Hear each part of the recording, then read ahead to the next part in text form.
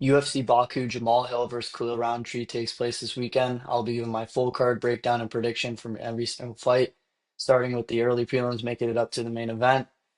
Starting off in the welterweight division with Oban Elliott taking on Seong Kyeon Ko. Oban Elliott has a height advantage here at 6 foot compared to 5'10". He's 12-2 overall and 3-0 in the UFC. Personally, I think that he's a little bit overrated. People are treating his last win over Basil Hafez. He did knock him out in the third round. They're kind of overrating that win a little bit just because the guy had a close fight once upon a time with Jack Della Maddalena. But overall, like Oban Elliott is solid. He beat Val Woodburn. He had to come over a little bit of what's the fucking word I'm looking for? Adversity. He had to overcome some adversity. He got hurt a little bit, dropped in that fight. Um, but the guy's good. He is a more he started off wrestling a little bit more than using his hands, but recently has been falling in love with the hands a lot more. We saw that a lot in the Basil Hafez fight as well as some wrestling as well. He has great cardio as well, is able to go the full 15. He's twitchy on the feet as well with some solid hands. Seong Hung Ko on the other hand, this guy's kind of unproven, a little bit unknown. He's 11-2 overall, but he's making his UFC debut. Um, he was supposed to fight a couple weeks ago against Ramiz Brahima. No, Billy Goff.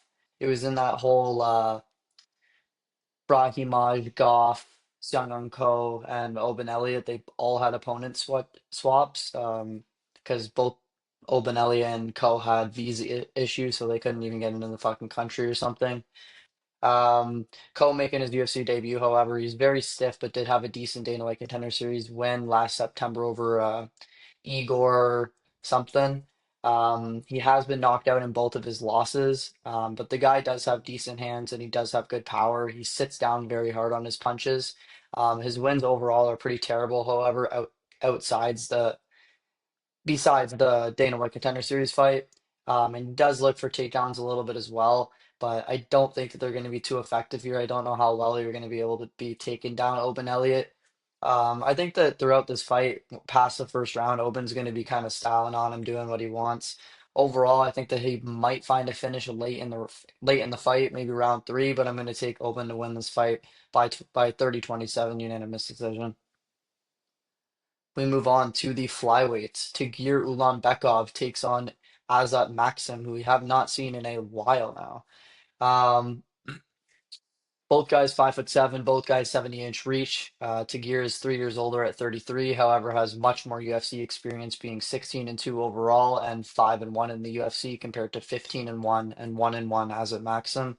Tagir is a very dominant wrestler. He has 17 takedowns in his six total fights. He's coming off that decision win over Clayton Carpenter, where it was a pretty close fight, but he just kind of he did the things that he needed to do to win. He started talking to DC at one point, saying like, "This one's for you, bro," and fucking picks up Carpenter and slams him on the ground.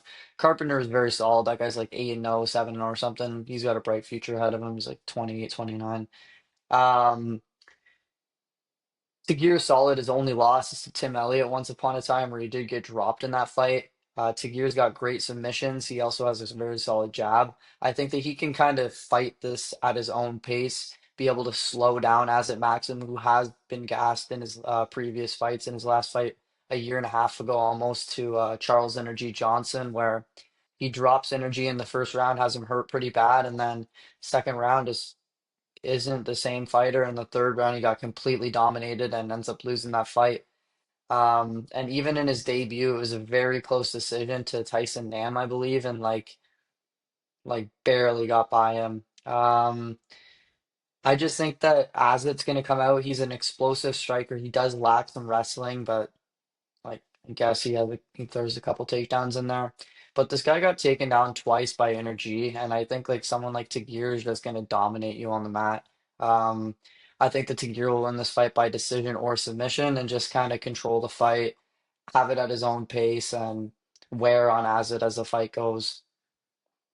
We move on to women's MMA. We have Daria Zalesniakova taking on Melissa Mullins. Um, to be honest, I just don't really give a fuck about this fight. Daria is a taller girl for the weight class, being 5'9". She's 9-2 overall and 1-1 in the UFC. She's a heavy boxer. She looks for the finish. She walks forward and doesn't really stop. However, Daria has a 0% takedown defense. Melissa Mullins, however, she's 7-1 and 2-1 in the UFC. Also a striker who does mix in some takedowns, being at 1.5 takedowns per 15. She's a technical boxer who can also scrap. She won her last fight by TKO, just wearing out her opponent and eventually finding the finish. Before then, however, she was finished on the ground with just like dirt, or not on the ground. It started on the feet with some dirty body knees and then ground and pound by Nora Cornell, who's actually pretty solid. The odds I do disagree with in this fight. I just think that it should pretty much be a fucking pick 'em. Um, but I think that Melissa Mullins is just a little bit better than Daria Zelezniakova. I'm gonna take just because I think that Daria is gonna suffer a couple takedowns. The striking is gonna be pretty even. So based off of a couple takedowns, it's gonna be Melissa Mullins to win this fight by 29-28 decision. Could be a split as well. We move on to more women's MMA. We have Irina Alekseeva taking on Claudia Saigula. Very low level fight here. 5-2, Irina, 1-1 in the UFC, compared to Claudia's 6-2 overall, 0-1 in the UFC. Irina is a world champion in Sambo, believe it or not, who likes to constantly walk forward and look for a brawl. She is the more lesbian girl significantly, and I think that she wins due to genuinely being a more masculine female than Saigula. She does have a win under the UFC banner by Nibar, which is pretty impressive, cool, whatever you want to say. Saigula, I don't really know why she's in the UFC. Her best win is someone who is 5-2, and then it's someone that's 6-9. She's been finished in both of her losses and one by KO, one by sub. Obviously, one in her UFC debut as well. I think that she can. I don't think that she can present anything here. I don't really know what she's great at besides some okay clinch shit. But I just think that Irina's going to be able to dog walk her on the feet, walk her down, get her takedowns, and end up ultimately winning this fight by either submission or decision. We move on to the heavyweights. We have Mohammed the Motor Usman taking on Hamdi the Hammer Abdel Wahab. Mo Usman 10-4 coming into this, 3-2 in the UFC compared to Hamdi 6-0 and 1-0 and 1 no contest in the UFC. Mo Usman needs to find a win here. He's on a two-fight skid, losing to Mick Parkin and Thomas Peterson, both by decision, where he was just kind of a step behind in terms of um, his overall skill, I guess, and just being a step slower. He was destroyed by Peterson on the ground, was held down easily and controlled, and was beat to the punch a lot by Mick Parkin as well as Thomas Peterson. His wins in the UFC are extremely low level. Zach Paruga, Junior Toffa in one of the most boring decisions of all time, and Jake Collier. I think that Mo at 36 is going to get controlled and beaten, probably on the scorecards again. Hamdi, personally, I thought that he lost his only win in the UFC to Jamal Pogues by split decision. He picked up a takedown in that first round, landed some okay clinch shots, but overall he did lose rounds two and three. However, Hamdi is an Olympic wrestler. He didn't medal or anything, but he was in the Olympics. And I just think that that's going to be his biggest advantage in this fight. He's got a decent overhand as well that he looks to throw with a significant amount of power. But he did pop for steroids in his no contest against Dontel Mays once upon a time.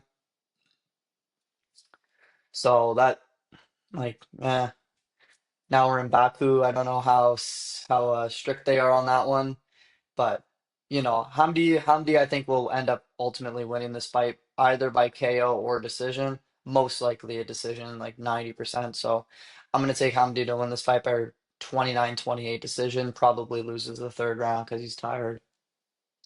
We move on to Ismail Nardiev taking on the Iron Turtle Jung Young Park. Nardiev is the significantly younger guy by 6 years, being 28. Both guys are 5'10. Nardiev with a 1 inch reach advantage. Nardiev is 24-7 overall, 3-2 in the UFC, compared to Park's 18-6 and 8-3 in the UFC. Nardiev beat Bruno Silva in his last fight by decision, where he looked good on the feet and also had three takedowns and mixed it in very well. Ismail has two losses, or his losses are to Sean Brady, where he almost pretty much stole around. And I think that Nardiev is also very well rounded. Junior Park, however, he's 4-1 in his last five. However, the guys he's fighting, they're just not great. He won his last fight barely over Brad Tavares by split decision, where he eventually did get Brad down and got to the back a little bit.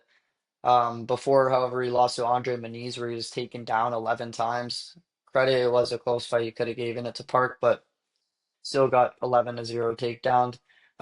Park has good back takes. He's got a good rear naked choke. There was a time where he did have a three-fight winning streak all by rear naked choke. But I actually think that Nardiev in this fight can push his wrestling here and get it to dominant positions as well as being the slicker kickboxer. Um, he is the underdog as well, and I will be taking him to win this fight by decision. I think that he can hurt Park on the feet. I think that he can mix in the takedowns well, and I think that he can wear on him throughout the 3 rounds. Um, yeah, I just think that he has a slightly more tools in this fight, and I don't think that Park's wrestling is going to be as dominant as people might think.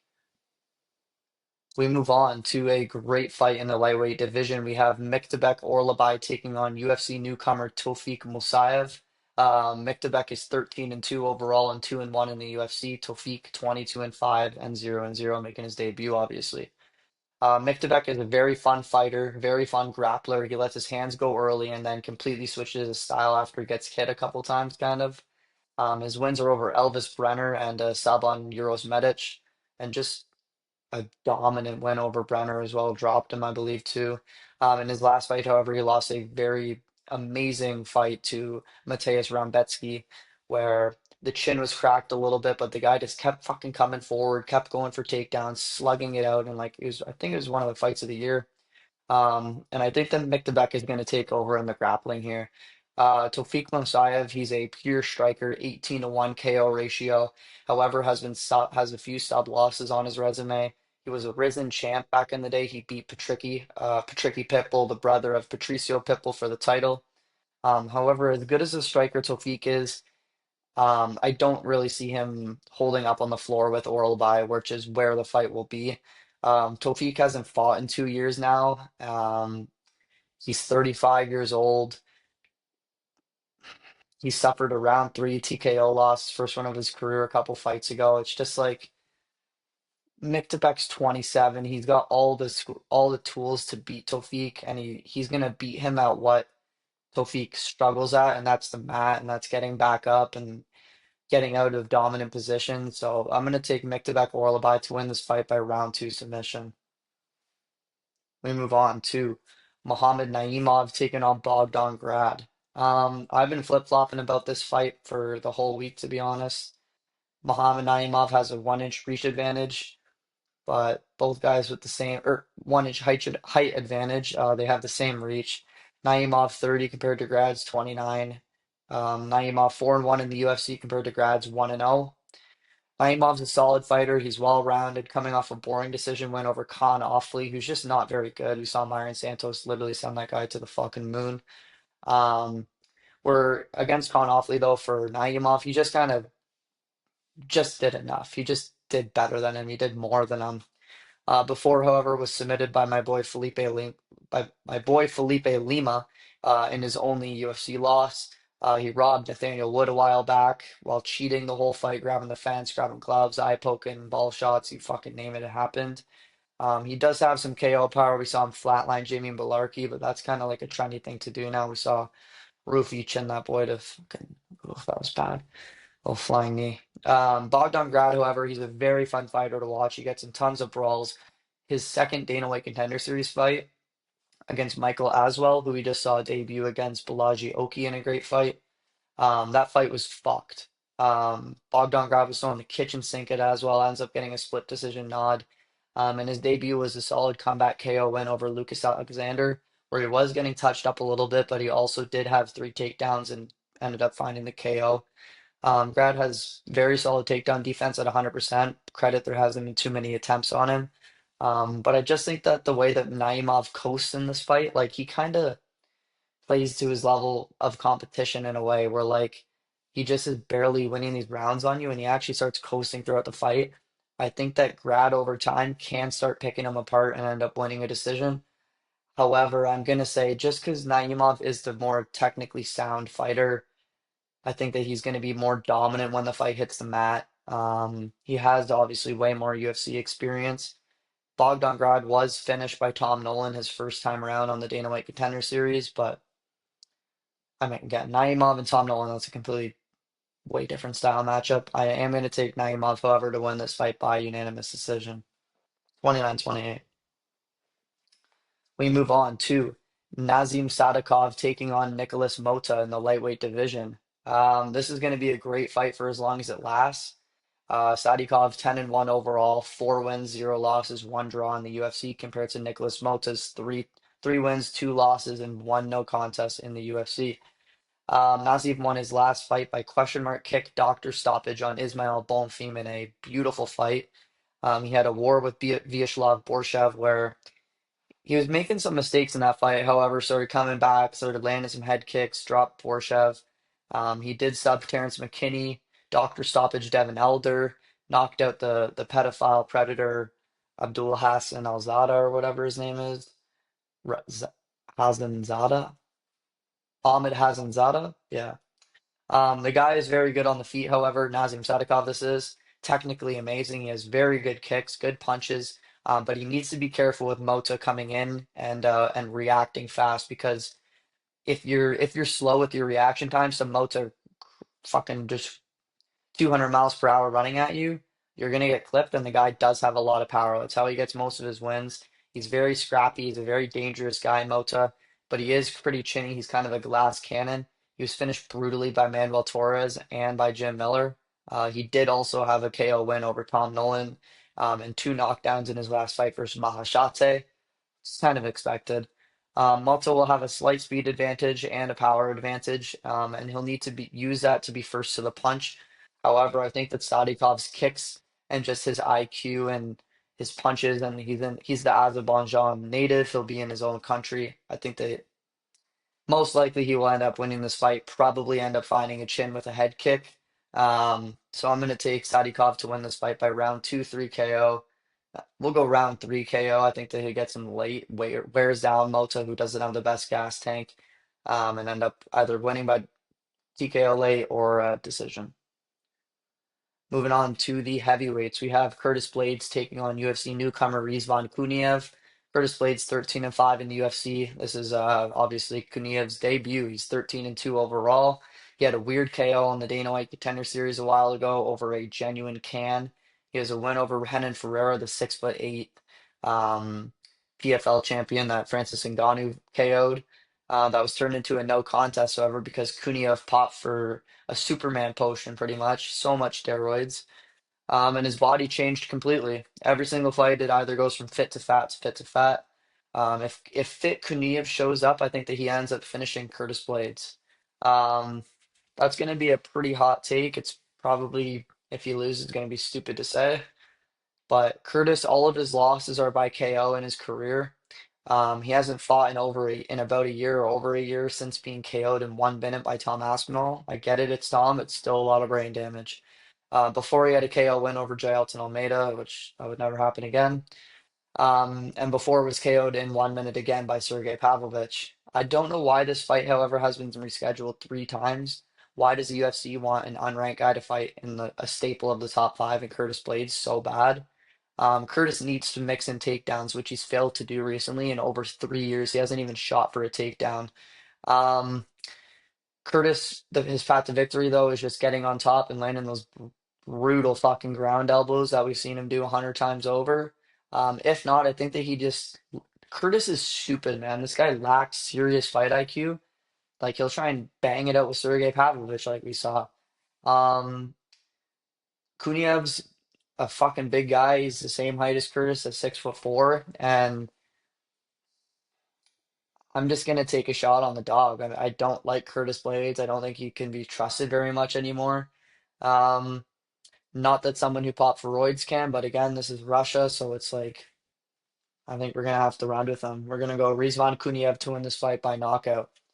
Co-main event, we have Rapahel Fiziev taking on Ignacio Lajula Bahamondes. I picked against Bahamondes against Turner. Or no, I didn't. No, I didn't. I picked against Fiziev, or I picked Fiziev to beat Gaethje. However, I fucking love Fiziev, man. This guy is so talented. I wish that he never fucked up his knee. He's 6-4 in the UFC now. He was at one point on a six-fight winning streak compared to Bahamondes, who is 6-2 in the UFC. Fiziev is on a three-fight skid, however, losing twice to Justin Gaethje and blowing his knee out against Mateus Gamrot. Fiziev has amazing Muay Thai. He's one of the Muay Thai strikers at Tiger Muay Thai, which is one of the most decorated fucking Muay Thai gyms in the world. That just shows the level of how good Fiziev is. And we even saw Fiziev throw two takedowns in his last fight against Jake Gaethje with the little inverted triangle sub attempt. Rafa needs a win in his home country here. He'll be the people's main event here in Baku. And as much as I want him to win, I think that the physicality tools of Baha are going to be a little bit too much, man, which sucks to say because it's 5'8" Fiziev versus 6'3", the biggest lightweight Ignacio, with a 4-inch reach advantage as well.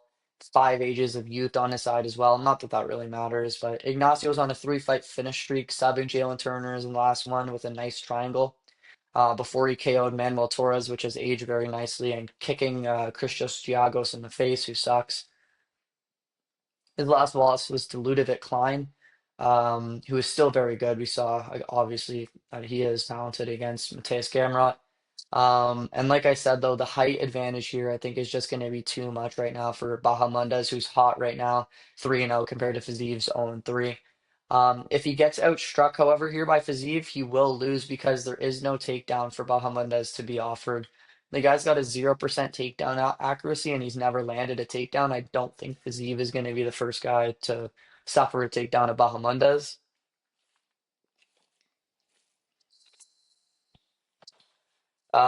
As much as I want to take Fiziev to win this fight, I think that he is the better striker.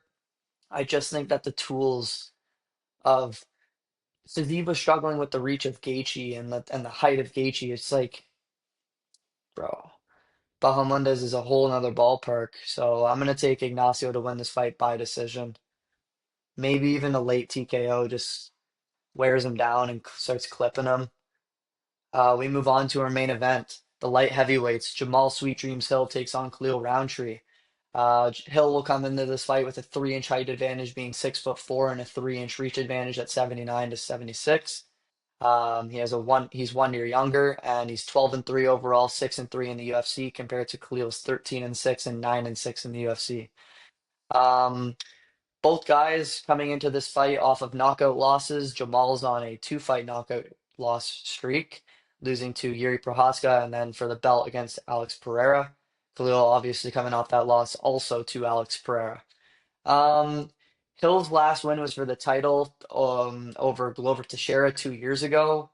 Um, and I think he's getting too overlooked here. Khalil's getting a bit too much respect for how he did against Alex Pereira. I understand that it was impressive, but again, like we can't be rating people's losses too much because like I've done it personally too much, and it doesn't really work like that.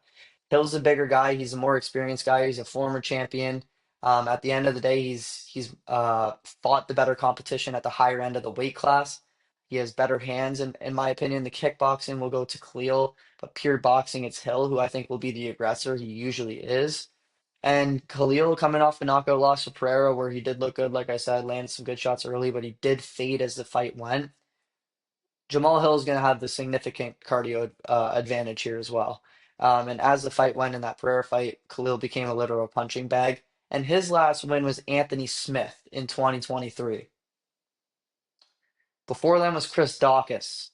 Like the level of competition is Sir Jamal Hill's beating Glover, Johnny Walker, fucking who else did he take out? He chinned someone else. Um, I don't know, Thiago Santos. Um, But again, it's just like, and his losses are to that fluke fucking finish to Paul Craig, who also beat on Clive. So let's just leave that one out. Yuri and Pereira.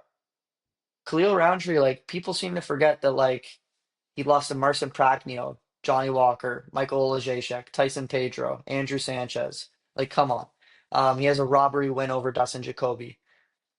Um, does that make him a favorite over Jamal Hill? I don't think he deserves it. I don't think based off recent form, like sure you maybe favor Khalil a little bit, but Jamal was looking good in that Yuri fight. There was moments where you thought that Jamal was going to end up clipping him and not and finding the button. And I think that he will in this fight. I'm taking Jamal Hill to win this fight by round 4 KO. I think that he looks good early. He might lose the first 2 rounds or something, maybe the first round, but as the fight goes, I think that Hill's really going to start wearing on him and land those big punches that he needs to. So yeah, I'm ultimately taking Jamal Hill to win this fight by round 4 KO. And that'll do it for my official UFC Baku full card predictions. Let me know what you think and see you next week. Thank you. Peace.